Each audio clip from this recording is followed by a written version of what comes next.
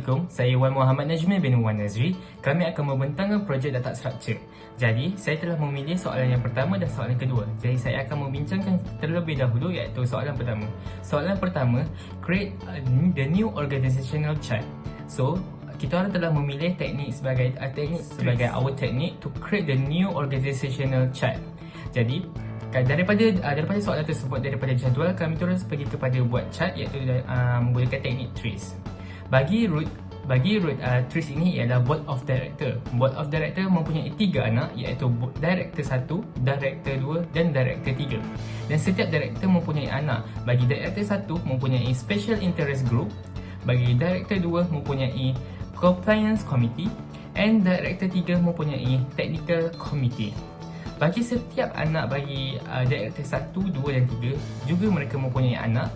Bagi special interest mempunyai 5 anak iaitu Japan Task Force, Interest of Thing Working Groups, Payment Working Group, Retail Working Group, Transport Working Group dan juga Internet of Things Working Group mempunyai 1 anak iaitu Automotive Task Force.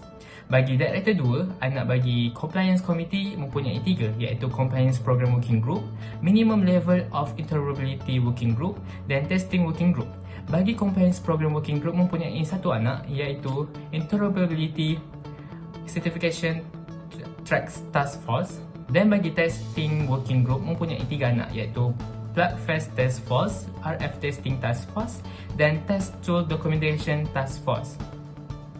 Bagi Director 3 mempunyai anak iaitu Technical Committee, dan Technical Committee mempunyai 5 anak iaitu Analog Working Group, Digital Working Group, DCF Devices Working Group, Reference Application Working Group and Security Working Group. So bagi Analog Working Group mempunyai 1 anak iaitu Wireless Charging Task Force, dan juga DCF Devices Working Group mempunyai 2 anak iaitu 15693 VCD Mode Task Force dan Tax and Fornet Task Force. Bagi soalan kedua meminta apakah teknik yang sesuai untuk digunakan untuk manage the appointment bagi company tersebut. Jadi kami telah memilih teknik Q iaitu chapter 4 bagi data structure untuk manage the appointment. Kami memilih Q kerana Q telah memegang konsep sebagai first in first out iaitu FIFO, dan juga iaitu yang mana yang datang dahulu yang akan keluar. Jadi kami akan asingkan masa mana yang terlebih dahulu akan berjumpa dengan director tersebut. Tapi bagi soalan ini mempunyai 2 jadual iaitu director schedule dan staff record. Jadi staff record tersebut merujuk kepada director schedule. Bermaksud director 1, 2 dan 3 mempunyai hari dan masa yang telah ditetapkan untuk berjumpa.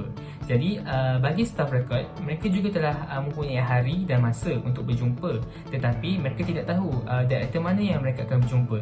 Jadi kami ingin selesaikan masalah, dan kami untuk lagi smoothkan appointment mereka, kami telah create new jadual, new table bagi memudahkan staff untuk melihat director mana yang mereka akan jumpa. Dan juga director 1 boleh dapat tahu staff mana yang mereka akan berjumpa pada masa mereka bekerja. Jadi kami telah membahagikan 3 bahagian, iaitu bahagian atas merupakan director 1 bagi jadual kami, dan director 2 di bahagian tengah, dan director 3 juga berada di bahagian bawah sekali. Jadi ia tidak lagi memeningkan untuk staff melihat director mana yang mereka akan jumpa. Bagi table ini lagi memudahkan. Kami telah susun mereka, setiap dalam director tersebut kami telah susun mengikut masa dan hari yang terlebih dahulu, yang awal dahulu. Sebagai contoh, Japan Task Force pada hari Isnin iaitu 8.30 pagi, dan Internet of Things Working Group hari Isnin juga, tetapi pada 10 pagi. Maknanya selepas Japan Task Force baru Internet of Things boleh berjumpa dengan director 1. Seterusnya Transport Working Group pada hari Rabu, dan Payment Working Group pun hari Rabu, tetapi kedua-duanya adalah waktu yang berbeza. Jadi waktu yang terlebih dahulu iaitu waktu yang lagi cepat daripada staff selepas itu lagi kami dahulukan. Dan juga untuk yang terakhir untuk director 1, Retail Working Group pada hari Jumaat. Jadi dia tiada masalah untuk berjumpa dengan director tersebut kerana dia paling low lah sekali untuk berjumpa dengan director 1. Yang seterusnya untuk director 2 iaitu ada Testing Working Group pada hari Isnin iaitu Monday pada 4 petang. Dan juga Compliance Program Working Group pada hari Selasa 3.30 petang. Dan juga Minimal Level of Interoperability Working Group pada hari Khamis 10.30 pagi. Dan seterusnya adalah bagi Director 3. Director 3 iaitu Analog Working Group pada hari Isnin 9.45 pagi, DCF Devices Working Group Tuesday hari Selasa 11 pagi, Reference Application Working Group hari Rabu 8.30 pagi, Digital Working Group pada hari Khamis 2.45 petang, dan juga Security Working Group pada hari Khamis juga, tetapi pada waktu yang berbeza iaitu 3.45 petang. Jadi kesimpulannya untuk jadual kami, dia lagi mementingkan yang mana yang terlebih dahulu sampai, kami akan pentingkan yang sampai dahulu. Itulah konsep bagi Q, iaitu teknik bagi Q, iaitu first in first out. Sekian itu daripada saya. Sekian, terima kasih. Assalamualaikum, nama saya Zarul Ammar bin Aziz dan saya akan menerangkan soalan 3 dan 4. Untuk soalan ketiga ialah, ada sebuah company yang ingin bertukar office lama ke office baru. So di sini, company ini ingin memindahkan semua PC dari office lama ke office baru. Okey, kita ada 2 biji lori yang telah disediakan. Maksudnya, 1 lori untuk 6 PC sahaja. So, kami menggunakan konsep stack untuk memindahkan kesemua PC ini dari bangunan lama ke bangunan baru. So, ini adalah perjalanan 2 buah lori tersebut. First, kedua-dua biji lori sampai di office yang lama. Kemudian kita push satu persatu PC yang bermula dengan PC 1 sehingga PC 6. Dan selesai untuk lori 1, kita push pula untuk PC 7 hingga PC ke-12 ke lori yang kedua. Sama juga konsepnya, kita push satu persatu PC tersebut ke dalam lori. Setelah selesai push ke semua PC, lori akan bergerak ke office yang baru. Dan setelah sampai PC yang berada di dalam lori pertama akan di-pop dahulu. Okey, kita menggunakan konsep stack di mana first in last out. Makna kata, pada PC yang akan dikeluarkan dahulu adalah PC yang last sekali dimasukkan semasa di office yang lama tadi. So kita pop satu persatu juga, bermula dengan PC 6 sehingga ke PC 1. Selesai lori yang pertama, kemudian lori yang kedua pula. Sama juga konsepnya di mana last PC yang kita masukkan iaitu PC 12, kita akan keluarkan dari PC 12 sehingga ke PC 7 kerana kita menggunakan konsep first in last out. Okey, ini adalah cara kita push dan pop menggunakan konsep stack in data structure. Sama juga kita akan push satu persatu ke dalam setiap lori tersebut dan kita juga akan popkan ataupun kita keluarkan satu persatu di office yang baru. Untuk soalan 4 pula, soalannya ialah one staff from Internet of Things Working Group search the new technology using web browser. He visit web page of IoT security, IoT analytics, IoT management, IoT processor, IoT platform and IoT ecosystem. So, tugasnya adalah illustrate the situation using suitable data structure concept. So, di sini kita menggunakan konsep linked list sebagai teknik kami untuk memeriksa semua history laman web yang telah dikunjungi. Untuk soalan ini, kita ada previous dan next.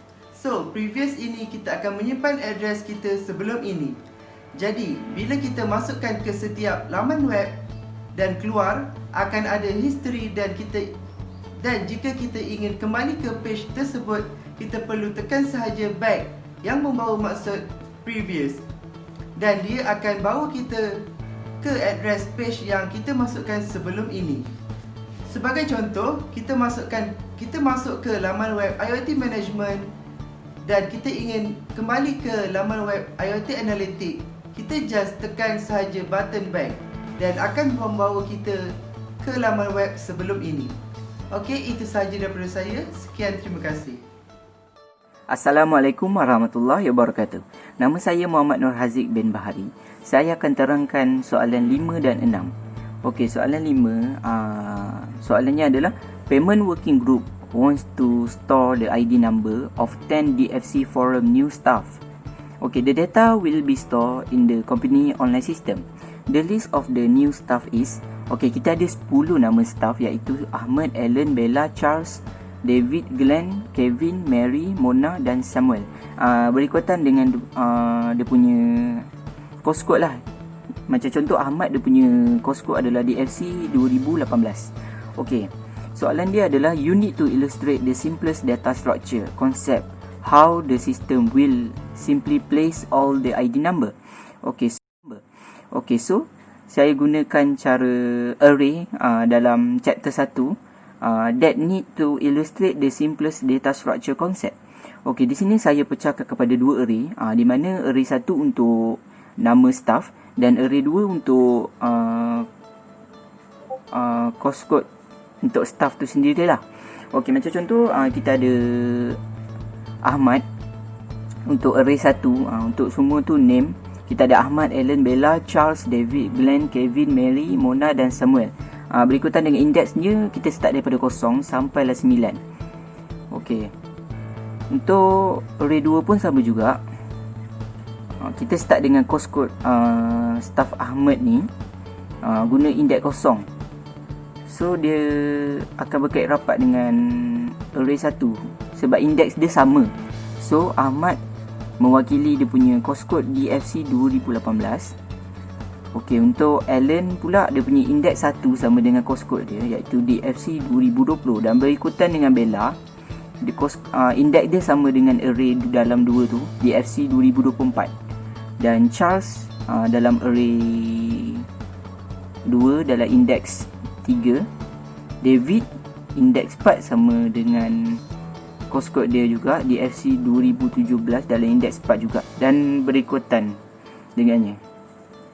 Okey, macam ni jawapan dia. Kita illustratekan dengan kita displaykan array 1 dan array 2, dan kita samakan indeks dia lah. Okey, soalan 6. Soalan dia, the Dropcode forum has a product database system that every computer can read from, and only the programmer has access to be able to modify the values. This database store all the information previously made available and adds another value, whether or not the product is available. What is the best way to know exactly the product details you are looking for? Okay, you must explain the answer based on data structure concept. So, saya buat jawapan dia untuk nombor 6 ni macam ni. Firstly, the best way is to know exactly the product details are searching as sorting. The product is already sorted in the database in ascending order in database. Then, type the name of product that you want in the computer. After type of search the product that you want, the computer will search through in the database system to find the product that you enter, or type will search through the database to find the product whether is in stock or not, and how many are available. This way can require random access to data, and searching product in the database must be in sorted order. Okey, itu jawapan itu. Saya rasa itu saja daripada saya. Terima kasih.